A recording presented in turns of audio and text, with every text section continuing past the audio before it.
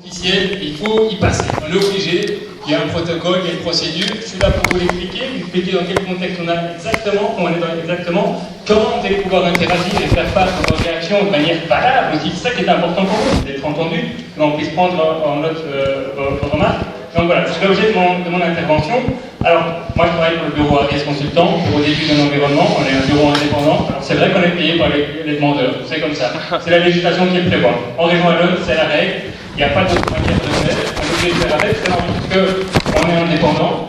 Ça veut dire qu'en fait, on est agréé par la région wallonne, c'est-à-dire qu'on doit pouvoir démontrer nos compétences, nos capacités à l'administration wallonne, et on est contrôlé à la sortie. C'est-à-dire qu'à la fin, on a un organe qui s'appelle le pôle environnement qui va remettre un avis sur la qualité de notre étude. Vous savez bien que si on est partiel sur pleine étude de qualité, bah, notre agrément va sauter et nous, bah, on met la clé sur le paillasson. On n'a aucun intérêt dans ce sens-là, donc voilà, effectivement, il y a un financement qui est prévu, mais notre boulot est indépendant. Alors, je ne suis pas tout seul à faire ce type d'études, hein, on est une quarantaine au sein du bureau, quarantaine de spécialistes dans l'environnement, l'aménagement du territoire, toutes les thématiques qu'on va voir juste après. Alors, aujourd'hui, concrètement, on ne l'a peut-être pas assez précisé, mais on est dans un cadre bien spécifique qui est lié au fait qu'il y ait une étude d'incidence dans le cadre de ce projet. Alors, cette réunion s'appelle une réunion d'information préalable du public et elle marque le début de la procédure, vraiment le tout début, c'est la première démarche, et elle marque aussi le début de l'étude d'incidence sur l'environnement. Donc ici, on vous fait part du fait qu'il y a une volonté d'introduire une demande de permis, une volonté d'introduire, qui est bien un objectif. Et le deuxième point par rapport à cet objectif de cette réunion, c'est de vous permettre à vous de réagir. Alors c'est ce que vous êtes venu faire, hein. Vous êtes venu réagir par rapport au projet, mais c'est surtout, et c'est là, c'est un petit peu compliqué, je demande un petit peu de rigueur, c'est qu'il faut réagir par rapport au contenu de l'étude d'incidence. C'est ça vraiment l'objectif de cette réunion, c'est de faire part du point que vous souhaiteriez voir être étudié dans l'étude d'incidence. Alors vous pouvez dire que vous n'êtes pas d'accord, vous êtes d'accord avec le projet, ok, mais moi aujourd'hui ce que je veux entendre, et ce que le législateur a prévu dans le cadre de cette réunion, c'est de faire en sorte que dans un procès verbal ou dans des courriers, chacun d'entre vous puisse, attention, moi j'habite là, j'aimerais bien que cette attention ouvrir à ce niveau-là. Moi j'ai peur de ça, je voudrais qu'on l'étudie dans l'étude d'incidence. C'est ça l'objet de la réunion d'aujourd'hui. Vraiment c'est l'objectif principal. Alors, le législateur, il a aussi prévu, vous fassiez part de recommandations, d'objectifs, d'observations, mais aussi, si vous trouvez qu'il y a des alternatives techniques, en disant, en fait, est-ce qu'on n'organiserait pas l'accès différemment, j'invente, vous pouvez aussi en faire part. Nous devons, nous en tant que bureau d'études, réagir, répondre, intégrer ces réflexions et répondre à vos questions dans le cadre de l'étude. Alors, je vous disais, c'est le tout début d'une procédure qui ne va pas se dérouler en 2 semaines, elle va se dérouler globalement en 2 temps. Un premier temps qui est celui-ci, c'est la réunion et l'étude d'incidence. En gros, on est à la première ligne, réunion d'information préalable, on récupère vos avis, les avis des autorités communales, des autorités régionales également. On est obligé d'intégrer vos remarques, ainsi que celles des autorités qui seraient susceptibles de nous envoyer des avis. Nous faisons l'étude d'incidence. L'étude d'incidence, je vais vous expliquer comment ça va se passer tout à l'heure. En gros, nous allons devoir émettre des recommandations. Lorsqu'on voit des impacts négatifs, on ne va pas juste arrêter de dire que le projet va générer tel niveau de bruit. On va devoir émettre des recommandations pour atténuer, supprimer ou compenser ces incidences. Alors, c'est bien, on a fait l'étude d'incidence, et puis qu'est-ce qui se passe? En fait, le demandeur est obligé d'intégrer nos recommandations. Il est obligé. S'il ne le fait pas, il doit se justifier. Okay. Donc, dans la demande de permis, il va y avoir notre étude d'incidence, c'est-à-dire, voilà, recommandation X, Y, Z, vous devez en commande de faire ceci pour atténuer tel impact. Okay. Le projet va devoir donc être évolué, donc par rapport à ce qui a été présenté ici, une fois l'étude réalisée, il va peut-être bouger, il va peut-être évoluer, parce qu'on aura mis effectivement quelques points de sensibilité en évidence. Donc il y a une évolution du projet qui est impérative, ou alors il y a des justifications qui doivent être amenées, parce qu'il y a des contraintes techniques qu'on n'aurait pas calculées à ce moment-là. L'étude d'incidence, le projet amendé, modifié, fait et constitue la demande de permis. Okay, avec une série de pièces administratives dont je passe les détails. Je vais terminer si vous voulez bien, et après on passe les questions, parce que sinon on va difficile de terminer. Alors, après on arrive à une procédure que vous connaissez probablement un peu mieux, c'est la demande de permis en tant que telle. Chacun qui construit une maison introduit une demande de permis, on rentre dans la même procédure. Et là, ce qui est important pour vous, c'est qu'il y a une deuxième phase de consultation, de contact avec le projet, entre le projet et le public, c'est l'enquête publique. Okay, ça, c'est quelque chose que vous connaissez un peu plus, et là, vous allez pouvoir vraiment réagir par rapport au projet, à ses caractéristiques techniques, donc il ne faut pas être frustré par rapport à ce qui vous a été présenté aujourd'hui, dans la mesure où c'est un avant-projet de évoluer. Et lors de l'enquête publique, vous allez pouvoir réagir, dire, ok, là j'ai le détail, je vois la hauteur de merlon, je vois l'étude d'incidence qui disait ceci. Ah ok, on a réagi, on a adapté, on n'a pas adapté, et là vous pouvez réagir de nouveau. C'est important de le savoir. De nouveau, dans le cadre de cette enquête publique, il va y avoir une série d'avis qui vont être récoltés, les vôtres, ceux des administrations communales et régionales également. Ce n'est que sur base de l'ensemble de ces avis, toujours de l'étude d'incidence, il y a une décision qui sera octroyée, qui sera fixée par rapport à la demande. Alors elle amène soit à un refus de permis, soit à l'octroi d'un permis, souvent avec des conditions. Alors, vous allez dire, on voit l'étude d'incidence, pourquoi il en faut une pour ce projet-ci, pourquoi il n'en faut pas pour d'autres. Alors c'est peut-être un peu plus du fond, donc je vais faire la lecture, je vais le synthétiser de manière assez brève. En gros, tout cela est prévu dans le Code de l'environnement. Le Code de l'environnement, il dit qu'en gros, toute demande de permis qui comporte soit une notice d'évaluation d'incidence ou une étude d'incidence, en fait, toute demande de permis doit faire l'objet d'une évaluation environnementale. Tout court, c'est ça qu'il faut retenir. Il y a deux formes d'évaluation environnementale, des notices ou des études. Les études d'incidence étant la version la plus complète, la plus grosse qui puisse exister en matière de système d'évaluation environnementale en région. C'est ce qui est prévu ici, vous en doutez. Alors, il y a une série de projets qui ont été définis par le gouvernement qui, en fait, au regard de leurs caractéristiques, de leurs dimensions, de leur utilisation, sont d'office soumis à l'étude d'incidence. Et parmi cette liste de projets, on retrouve les circuits du terrain de sport moteur. Okay. C'est vraiment pour ça que ce projet peut avoir une étude d'incidence, c'est parce que le législateur a estimé que, de par les caractéristiques de cette activité, d'office, il fallait le soumettre à la version la plus complète du système d'évaluation environnementale. Alors, je ne lis pas de détails, mais c'est vrai que, Madame la bourgmestre en a parlé, le fait que ça soit soumis à l'étude d'incidence est lié au fait qu'il y ait des moteurs thermiques. On serait sur un projet 100% électrique, il n'y aurait pas d'étude d'incidence. Voilà, c'est juste pour la petite parenthèse. Alors, l'étude d'incidence en tant que telle, vous en avez peut-être déjà vu, peut-être pas. Je vais vous expliquer grosso modo en quoi ça consiste. L'idée, elle est assez simple. L'étude d'incidence sur l'environnement, c'est assez clair, on comprend tous. L'idée, c'est d'évaluer les effets du projet sur l'environnement, mais de manière scientifique. Et quand je dis environnement au sens large, dans lequel j'intègre le cadre de vie. En gros, vos lieux de vie à vous en tant que vivant. L'étude d'incidence, je l'ai déjà dit, elle ne doit pas se limiter à identifier des impacts, tantôt positifs, tantôt négatifs. Lorsqu'elle identifie des impacts négatifs, elle doit également émettre des recommandations, ou alors étudier des alternatives pour supprimer, compenser ou réduire les incidences du projet. En gros, l'étude d'incidence, c'est quoi? C'est un outil. C'est un outil d'information pour vous, public, pour vous aider à comprendre un projet.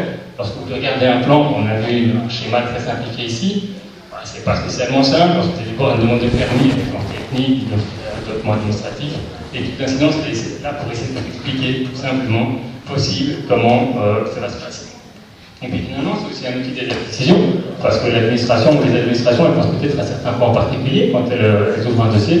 Voilà, on va les éclairer d'un point de vue environnemental.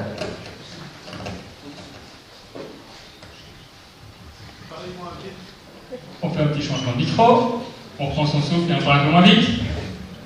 Alors, l'étude d'incidence en tant que telle, donc le contenu, je vais vous expliquer un petit peu, grosso modo, en quoi ça consiste. L'idée, c'est de vous permettre de poser vos questions par rapport à ce qui devrait être étudié. Okay, donc pour ça, on comprend un peu l'exercice. Alors, l'étude d'incidence, l'exercice il est assez simple. On commence par comprendre et décrire le contexte, c'est-à-dire le site du projet en tant que tel, son voisinage, quelles sont les habitations, quelles sont les contraintes, il y a quelles contraintes environnementales, les contraintes d'aménagement du territoire. Voilà, on essaie de comprendre tout ça. Parallèlement, on analyse le projet en tant que tel. C'est quoi? C'est combien de motos? Il s'appelle comment? Il s'appelle à quelle vitesse? Elles font quel niveau de bruit? Quel type de bâtiment? Quel type de mouvement de tête? Tous ces éléments-là sont analysés aussi. Et quand on vient superposer le projet sur une situation existante, on vient identifier des impacts. C'est ça l'exercice au final. Identifier des décrochages, des éléments ou des choses qui ne fonctionnent pas comme ça devrait. Et on vient finalement identifier ces points-là pour en émettre au final des recommandations. Alors, dans l'étude d'incidence, il y a un point particulier, parce que vous allez tous vouloir des réponses aujourd'hui, sauf que moi je ne vais pas vous répondre aujourd'hui, parce que je commence aujourd'hui mon travail. Donc, les réponses à vos questions, toutes celles que vous avez posées par rapport à ce que vous voudriez voir étudier, vous allez les retrouver dans l'étude. Dans l'étude, dans un point spécifique qui reprend de manière synthétique, dans un tableau, l'ensemble de vos questions, et puis un élément succinct de réponse, et l'endroit où vous allez pouvoir retrouver la réponse à votre question dans l'étude. Ok? Donc le détail, c'est vraiment dans le cadre de l'étude que vous allez le retrouver. Alors c'est pas pour ça qu'aujourd'hui, on ne va pas pouvoir vous éclairer comme on peut par rapport à ce qu'on a comme information, mais voilà, ne soyez pas frustrés par rapport au fait qu'aujourd'hui, vous répondez peut-être, écoutez, on verra, je ne sais pas, par contre je peux vous dire que je vais essayer de faire ça, ou qu'on a prévu de faire ça comme ça. Alors, autre point sur la forme, c'est important lorsque vous allez devoir consulter le dossier de demande de permis, je ne doute pas que vous allez consulter le dossier quand il sera déposé, il y a plein de documents. L'étude d'incidence est composée de plusieurs documents aussi. Un rapport de base, c'est vraiment le contenu complet. Il y a des analyses techniques pour ceux qui veulent aller vraiment dans le sujet, aller en profondeur, voir les hypothèses qui ont été utilisées, les notes de calcul, les notes d'études et autres. Vous allez voir dans les analyses.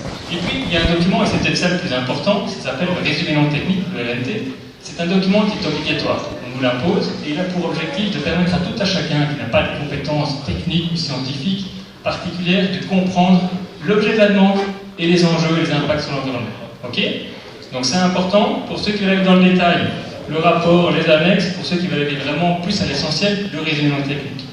Alors, petit point d'attention, on parle de vécu. Pour ceux qui veulent réagir à l'enquête publique, qui veulent vraiment analyser le dossier, ne vous limitez pas, s'il vous plaît, au résumé non technique. On a trop souvent des gens qui nous disent « Vous n'avez pas étudié ça, vous avez été trop vite là-dessus, vous n'avez pas parlé de ça, où sont vos chiffres ?» Et en fait, on se rend compte qu'ils n'ont que le résumé non technique. Ok? Vous voulez aller dans le détail? Lisez toute l'étude.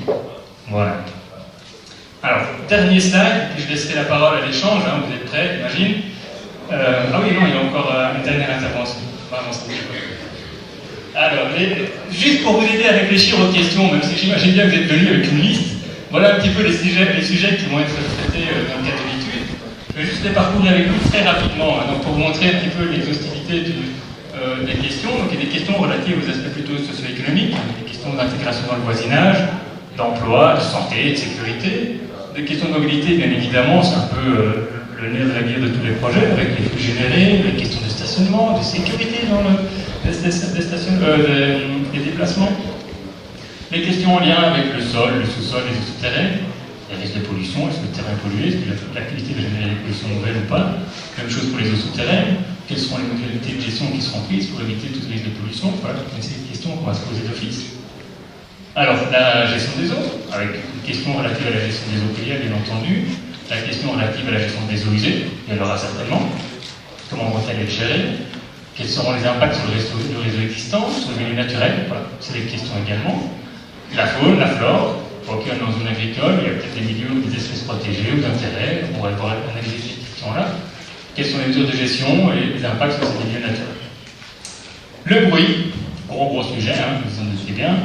Les vibrations aussi pour le mémoire, c'est des questions qu'on va pas aborder, hein, certaines on va passer plus vite. Donc voilà, quelles sont les sources de bruit, quelles sont les normes applicables, on va analyser là-dessus, je ne veux pas qu'il y aura des questions sur cet aspect. Les questions relatives à l'énergie, avec les énergies utilisées, les niveaux de performance et les bâtiments qui sont proches. Et puis finalement, dernière grosse thématique, c'est la qualité de l'air de manière générale, le climat, les odeurs. Voilà, quels sont les rejets atmosphériques, est-ce qu'il y a des poussières qui vont être générées ou pas, est-ce qu'il y a des odeurs, voilà, tous des sujets. Et il y en a un que je n'ai pas noté, mais c'est le chantier aussi. Alors le chantier, c'est un projet dans le projet, parce que c'est une démarche, une activité qui est limitée dans le temps, qui génère des impacts spécifiques, mais on reprend toutes ces thématiques-là. Voilà, on les reprend et on dit, ok, pendant le chantier, qu'est-ce qui se passe spécifiquement, pendant une durée limitée, quels sont les incidents spécifiques, etc. Voilà, ce sont les grands sujets que je voulais aborder avec vous. Dernier point, important, on le remettra peut-être à la fin de la séance, mais voilà, pour intervenir, vous avez le choix, vous pouvez faire les deux même. Vous pouvez intervenir ce soir par oral, un PV. Et puis vous avez aussi 15 jours, donc jusqu'au 24 octobre, pour le faire. Alors il y a une forme qui est prévue dans le Code de l'environnement, c'est de le faire ici au demandeur, normalement par écrit, il y a l'ouverture sur le tel de tout maintenant par internet aussi. Voilà, 15 jours pour le faire. N'hésitez pas à préciser vos questions, à apporter des arguments, des documents si vous en avez. C'est plus facile après pour les analyser qu'une question prise au vol. Voilà, n'hésitez pas. Pardon ? Madame ? Zoomez pour l'adresse exacte. C'est l'adresse du collège communal, hein. Rue Jean Jaurès, numéro 2, je fais la dictée, ce sera peut-être plus facile. 6180 et l'adresse mail c'est urbanisme@courcel.be. Il y a des documents que vous pourrez avoir, madame.